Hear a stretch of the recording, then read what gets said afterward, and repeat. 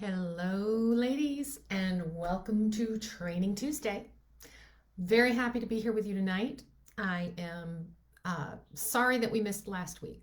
I haven't missed a Training Tuesday in a really long time. And last week's travel schedule just had a few things up in the air and it just couldn't make it work. So I apologize for that. But tonight we are going to visit the topic that we had for last week and may take a few extra minutes to go a little deeper on it. We'll see. But I want to talk to you tonight about your BHAGs, about your big, hairy, audacious goals for yourself, for the legacy you want to leave behind, for you, for who you are and who you want to be. So, as always, I have my other screen. I have it on this side today, so that I can try to follow comments. If you all are here live with me, I would love for you to say hello, tell me where you're from, and tell me about your BHAG, because that is what we are all about tonight. So for those of you who don't know me, my name is Natalie Hahn. I am CEO of Dirty Girls Consulting. I am your fearless leader of Accelerating Leadership for Professional Women, which is this group that you are in, and I am thrilled to have you here. One of the reasons I wanted to talk about the BHAG is because a lot of our sense of confidence, right? A lot of you that I work with, we're working on confidence and leadership skills and how do we step up and how do we use our voice and how do we speak out? And the core of that, the core of those skills really comes down to understanding what our BHAG is in the first place. What is our goal? What is it that we're trying to achieve? What is our purpose or our mission? So for tonight, I want to talk to those of you who may be on the side of the scale where you're not really sure what your BHAG is, or you think you know, but maybe you're not sure if it's actually a BHAG or not. Hey, Christine, happy to see you. Or if you have a BHAG, maybe you're rethinking it. So that's who I want to talk to tonight. So I'm happy to see you here, Christine. For anyone else who's here, say hello. Tell me where you're dialing in from. And if you have a BHAG, share it. I'd love to hear where you guys are at. Hello, Joyce, where you guys are at in terms of having the BHAG, not having it. When I work with women, typically it's about 50-50. 50% come to me because they have a very clear directive goal that they want to tackle. And the other 50% come at me with, don't have a clue. They don't know what it is. They need to figure it out, and that's part of the work that we do together. So first, the BHAG, and why do I keep saying that? BHAG stands for big, hairy, audacious goal. And what we want to know and what we want to understand is, what is yours? So it comes from a book called Built to Last by Jim Collins. It's a business book. He wrote it, I don't know, maybe 15 or 20 years ago. BHAG became a big business term since then. Hi, Maria. Good to see you Maria from Las Vegas. Very nice to see you here. But this book by Jim Collins was a definitive book in terms of people in the business world understanding that having a vision, having an actual vision and a goal for people to wrap their heads around is what made businesses successful. It's what helped them inspire their employees to work harder, to do more interesting things. So we've translated that into our regular business lexicon at this point, right? Every business talks about having BHAGs or goals or KPIs, right? We all have kind of different terms for the different types of goals we go after. But a BHAG, a big, hairy, audacious goal, actually has a pretty specific set of criteria around how do you define that. So first, your BHAG, it's a goal that has to be meaningful to you. It's important to you. There's no scale that says this is or isn't a big, important goal. So the judgment of, oh, it's not big enough, or it's not important enough, or it's not impactful enough, that's our judgment. That comes from here. That doesn't apply with a BHAG. When you're setting your big, hairy, audacious goal, it's because it's big, hairy, and audacious to you, and it's meaningful to what you want to achieve in life. The second is it's a long-term goal. So it's not something like we sit back and say, oh, it's April, time for spring cleaning, and cleaning my house is a BHAG. It's not. It might be big and hairy and audacious, but The BHAG is the longer term goal that gets you to that end vision of how you see yourself. So thank you, Christine, for sharing. Christine shares she wants to write. So that is actually that's kind of a fabulous long-term goal, right? So it's thinking about then what do you want to write? What's the accomplishment you want to have in the end? And we'll talk more about that. So your BHAG is a goal that is important to you, meaningful to you. It's long-term. It has a clear outcome. There's a finish to it. There is a point at which you go, score, I'm done, and I'm moving on to the next BHAG, right? So it has a clear finish. It has a sense of urgency. Somewhere in your reason or rationale behind having this BHAG, there is a motivation for getting this done and getting this done now. It is easy to understand. If it takes you more than 2 sentences to describe your BHAG, it's too complicated and it's not a BHAG anymore. Your BHAG is clear. It is, to use Christine's, that she wants to write. If she defines that she wants to write, what's the opus at the end of that? You know, Christine, so maybe it's not a novel, but maybe it's a compilation of essays. Maybe it's just a collection of blogs that you've written over the course of a number of years. But we want a defined goal at the end of that. It's climbing Mount Everest. It's swimming across the English Channel, right? These are BHAGs and they're defined. So you want to be able to say there is an end to it. And not that you're ever done with the practice of your BHAG, but there's a point where you can say you've made the accomplishment. Because if we're tackling something that doesn't have a clear accomplished goal, we mentally set ourselves back of, oh, I'm never going to finish it anyway. And then we lose our momentum. We lose our sense of urgency to do it. And finally, and most important for the BHAG, it's got to be a stretch.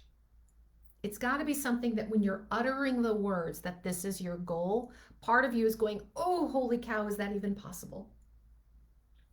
And ideally, you yourself and people around you are saying to you, totally, you can totally do this. But it's a stretch. It's a stretch goal. It's one where you look at that and go, this is a little risky. I could not succeed here. So that's your BHAG, those 6 elements. It's important and meaningful to you. It's a long-term goal. It has a definite finish or outcome. It has a sense of urgency to it. It's easily understood. And it's a stretch. So that's your BHAG. Now, if you're sitting there listening to that list going, I don't have anything in my life that sounds like that. I don't have anything that's clear and simple, but clearly a stretch for me that I want to do. Often we don't, because we sit back and we go, well, I'm just this, fill in the blank. I'm just a cog in the corporate wheel. I'm just a mom. We put that word just in front of us, right? And we minimize then where we're actually at and what we're doing when we do that. And when we do that to ourselves, we put ourselves in this little box. We don't have BHAGs because we don't think about them. One of the things that we're really good at doing, that we women, especially ambitious women and working women, one of the things we're very good at doing is putting the needs of others first. And what happens when we put the needs of others first, right? We are, as a mom, it's always our kids first. As a partner, it's always our spouse or our partner's needs first. As just a daughter or a sister, right? Family needs come first. At work, it's the team or the boss, right? It's other people's needs who come first. When we do that and we're living our lives according to the needs of other people, what do? We subjugate our own needs, our own desires. We ignore them, we suppress them, we decide they're not as important as other people's needs. Now, when that happens, when we fall into that pattern of putting other people's needs first, we lose connection with ourselves. We lose connection between here and here because both of these activities are so outwardly focused on other people. They're not focused on what's actually going on. The reason we need the BHAG, why should you even be thinking about this? Why should this be something that's part of your life? Is because a BHAG helps you stay connected with yourself. It helps you stay connected with what's important to you, with what lights you up, with what gets you excited and eager to face the day and to go do things. It motivates you to actually take action. It motivates you to go do things, to make progress. It's a forward motion, forward looking thing. The BHAG keeps us looking ahead. It keeps us looking forward at what it is we want to achieve. And it reminds us, this is a reminder that we all need. It reminds us that we really can do anything. We really can do anything that we set out to accomplish. We just have to focus on it and believe in it and believe in ourselves. So why is it important to have a BHAG? Because the BHAG keeps you connected to you. It keeps you connected to what's important to you, what lights you up, what gives you energy, what makes you happy, what brings you joy. It reminds you that you are far more powerful than you give yourself credit for, that you have more to give and more of an impact to make than you've previously allowed yourself to do. So in order to find your BHAG, if you're at this place where you're not sure what it is and you haven't spent a lot of time thinking about it, especially if your attention has always been focused outward, then there's a few exercises you can do to help bring yourself back into yourself, because you can't discover your BHAG without getting connected back to here, to what's inside of you and what's important to you. So how do we do this? First thing I do with all my clients, all of them, is a values exercise. The first thing we look at is, how am I making choices today? How am I making my decisions today? And our values do a really good job of narrowing that down for us. So what is a values exercise? Well, let's back up. What are the values, right? When we think about our values, we think about words like integrity, honesty, words like stability, security, fun, passion, love, health, physical fitness, right? All of these words are characteristics, right? Qualities of our lives. And they're all values that we might hold. The key is to figure out what are the 5 top values by which you are making your decisions every day.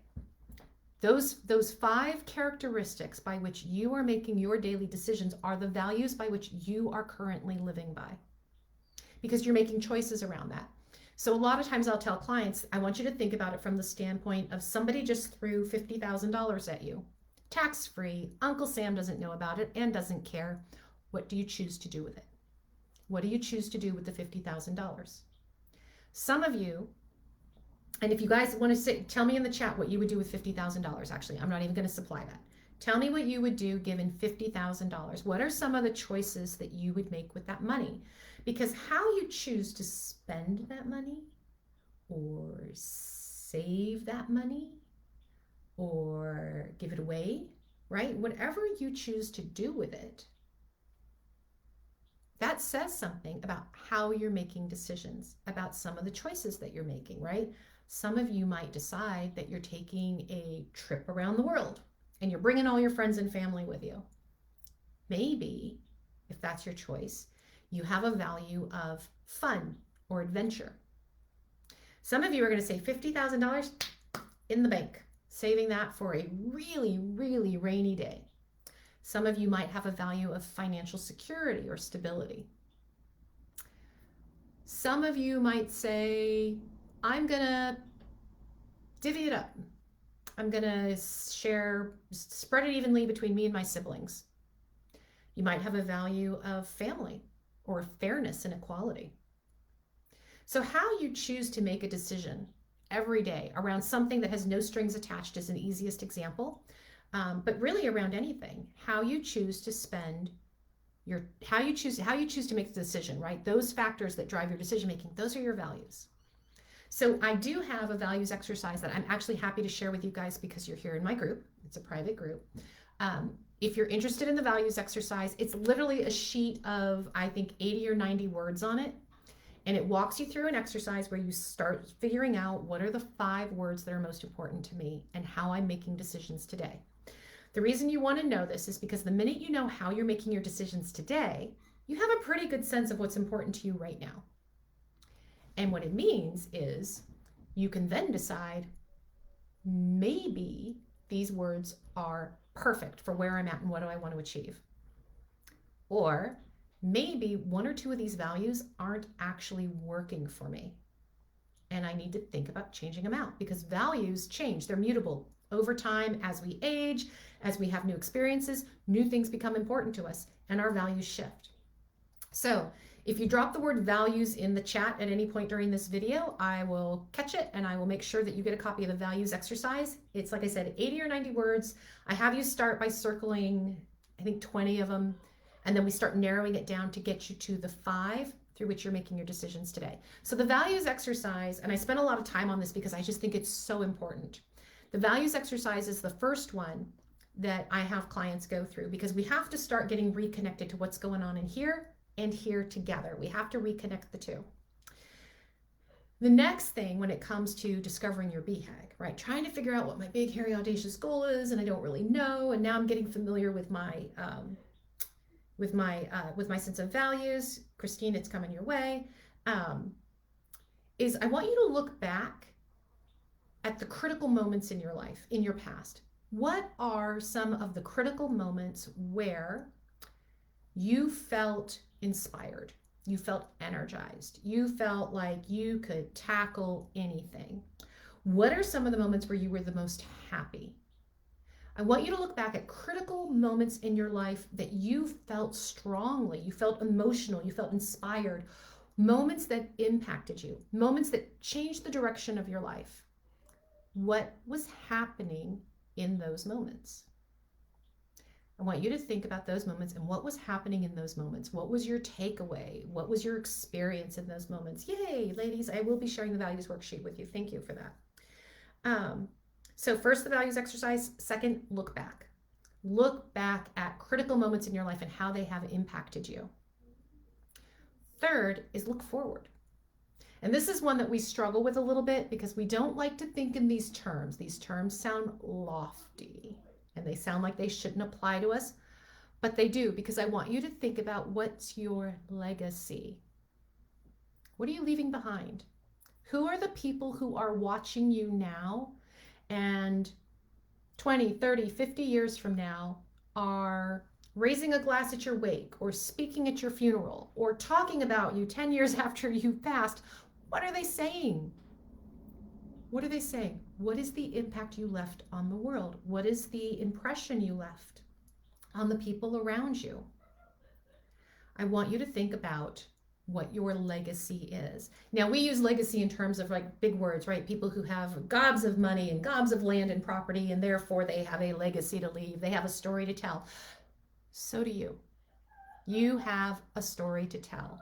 You have plenty to share. You have an impact to make, and whether that impact is in your family, in your local community, or something even bigger than that, that's up to you.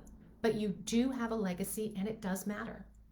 Now, with these 3 components, with your values, with your looking backwards, and your looking forwards, best exercise I can recommend actually is journaling. And not everybody loves that, but it really is the best way to start sifting through what are the themes that are coming up in these 3 events, right? Between the values and how I'm making decisions today, between the stuff that was important to me in the past and now what is important to me going forward.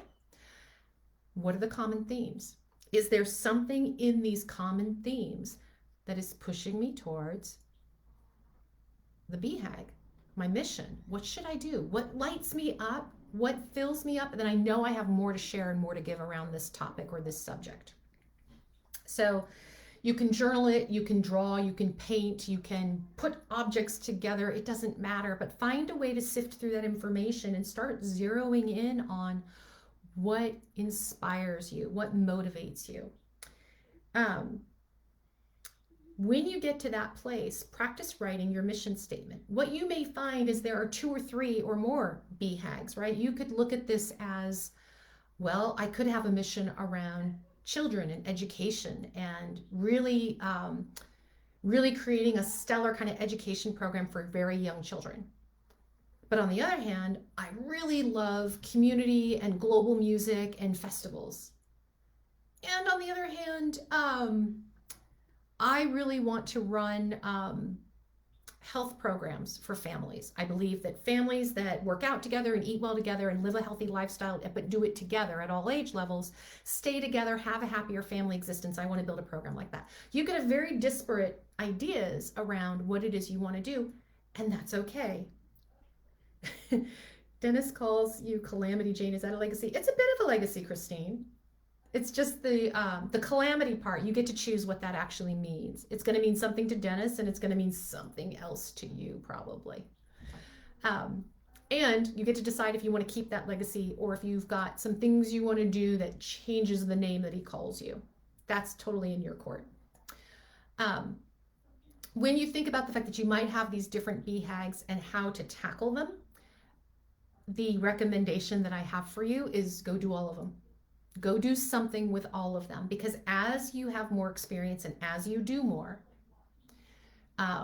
tied to your BHAGs, you're going to discover more about yourself. You're going to discover, yeah, this really is something that I love and I want to do more of. Or I love the idea of this, but honestly, this isn't it. This isn't lighting me up when I do this work. It's just making me tired and stressed and anxious. So try them out. So maybe you go volunteer in a classroom with very young children to observe different educational styles and see if that's something that's still lighting you up. Maybe you create a local music group that delivers concerts in person and online, and you figure out if that's a community and a festival that you really want to grow and enjoy. Or maybe you volunteer at an existing festival and see if that environment, seeing what's involved in that, is something you want to do. Maybe you work with a local gym or a local personal trainer to create that family program. But put your toe in the water, because the whole point of being an ambitious woman and a dirty girl and part of this community is we take action. We do things. You don't get closer to your BHAG. You don't get closer to knowing what your BHAG is if you never stick your toe in the water and figure out what it is that truly lights you up. And the beauty of it is that when you find something that doesn't work for you, you don't have to do it anymore. It's a great process of elimination. And you get to start to focus on just the things that excite you and that make you happy and that make you feel alive.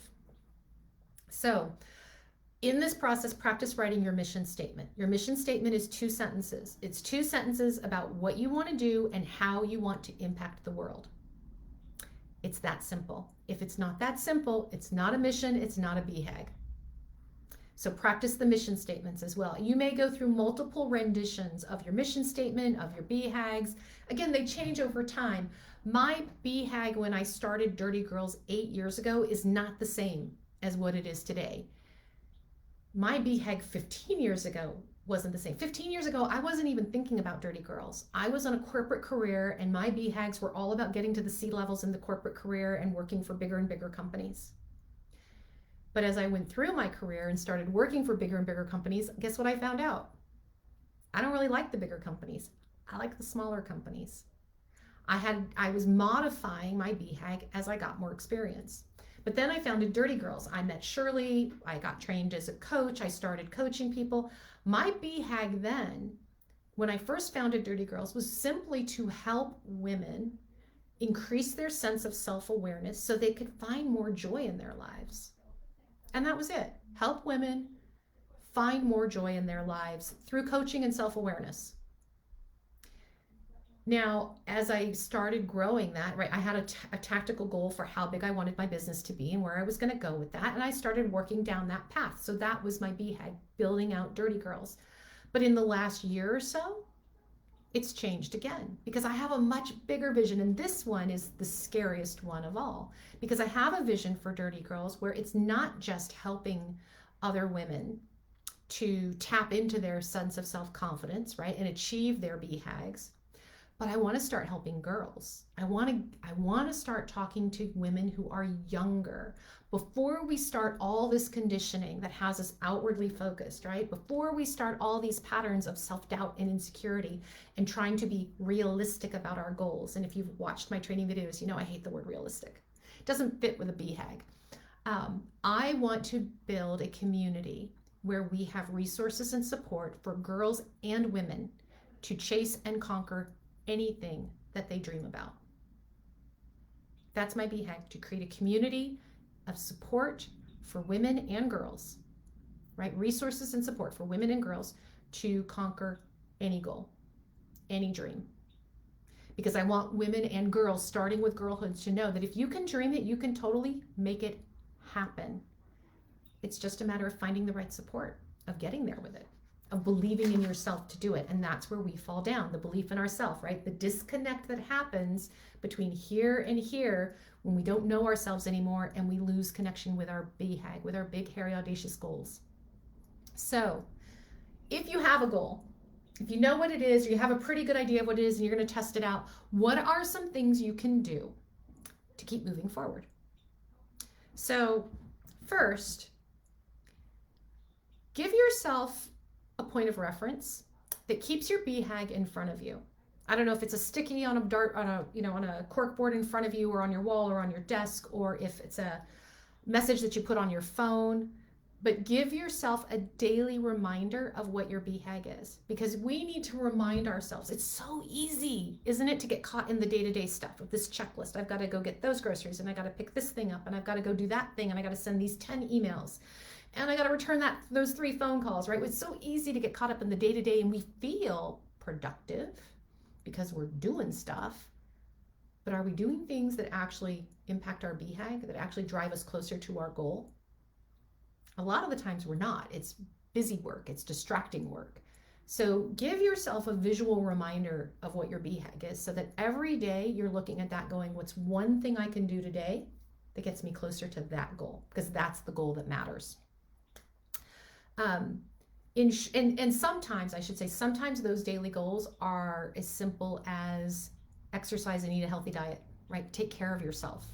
Give yourself the energy and the nourishment that you need in order to take another step forward, in order to go on another day, right? So what you do to support yourself in your BHAG, a lot of different activities you can work on a daily basis to drive that.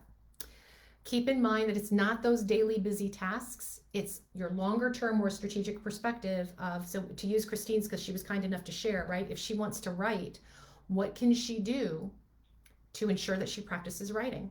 Does she book a time on her calendar? Is it every day, every other day? Is it once or twice a week? Does it matter at that point what she's writing? No, just to get her in the practice of writing, right? So what can she do to remind herself every day that writing is a priority for her? This is something that she actually wants to fulfill. Keep the BHAG in front of you, keep a daily activity in front of you, and then, most importantly, celebrate. Celebrate the milestones. The first time you write something, celebrate it, Christine. When you've written 5 things in a row, celebrate that. Whatever form of celebration works for you. Get a lava cake and have a giant dessert. Go out to dinner, go for a walk out in the neighborhood, take a vacation. It doesn't matter. The milestones don't have to be big. They just have to show progress. If we don't celebrate our progress, we forget. We forget that we're doing really good work. We forget that we're doing any work at all. So celebrate and share. Celebrate with someone. Let them know. I wrote 5 articles, 5 blogs, whatever you want to call it, 5 journal entries, whatever it is. I finished that. This calls for dessert. This calls for dinner out. This calls for a day at the beach. Whatever it is that rewards you, but celebrate the milestones. So I'm going to do a quick recap because there was a lot of stuff I was throwing at you today. First, what is your BHAG? It's a goal that's important to you. There is no judgment on the BHAG. What is big for you might be giant for somebody else, or might be tiny for somebody else. Doesn't matter. This is about your view, your vision. What is a big, hairy, audacious goal for you? So it's important to you. It is a long-term goal. It has urgency around it. It has a finish. It has a clear outcome. It is easily understood. Your 1 to 2 sentence mission statement should clearly state your BHAG. And 6 is, it's a stretch. It's gonna feel uncomfortable. Why do you need a BHAG? Because a BHAG is how we stay connected to ourselves, to what's important to us, to what's meaningful to us, and what helps us live a meaningful life. And your BHAG can be around anything. I'm not talking about just a career. Your BHAG can be being the best possible mom you can be. And what does that look like for you? Define it. It can be around being the best possible partner that you can be. But what does that mean? Because even if our BHAG is about serving other people, it doesn't mean we lose ourselves in the process. It is ourselves that we're giving. So define what that looks like. How do you find it? Do the values exercise. Look backwards on critical moments that impacted you. Look forward What's the legacy that you want to leave behind?